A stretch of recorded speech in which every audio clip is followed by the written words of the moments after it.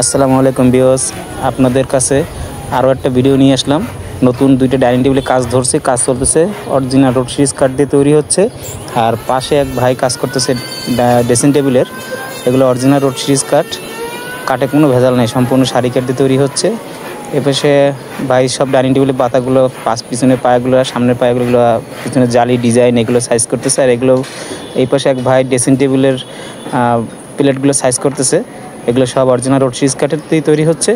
এটা balcony dressing table.